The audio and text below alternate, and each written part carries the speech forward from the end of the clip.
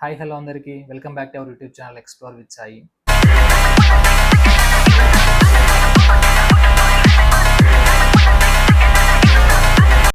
ఈ ఛానల్ ఎవరైతే first time చూస్తున్నారో ఈ ఛానల్ సబ్స్క్రైబ్ చేయడం అసలు మర్చిపోకండి.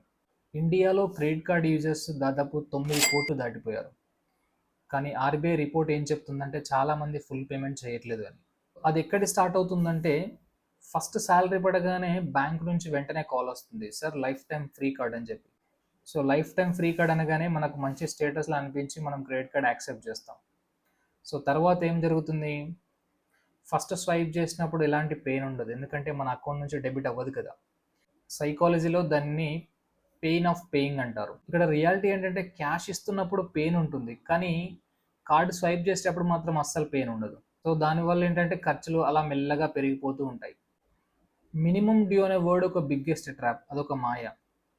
For example 50,000 outstanding bill ఉందనుకోండి, సో దానికి మినిమం డ్యూ 2,500 కట్టమంటారు.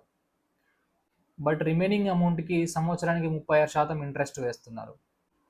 అనేక మంది రియల్గా ఏం చేస్తున్నారంటే క్రెడిట్ కార్డ్ బిల్ పే చేయడానికి ఒక పర్సనల్ లోన్ తీసుకుంటారు, సో ఆ పర్సనల్ లోన్ క్లియర్ చేసుకోవడానికి ఇంకో క్రెడిట్ కార్డ్ తీసుకుంటారు. సో ఈ సైకిల్ ఇలానే రిపీట్ అవుతూ ఉంటుంది. హైదరాబాద్లో నాకు తెలిసిన software employee 3 credit cards use చేస్తున్నాడు.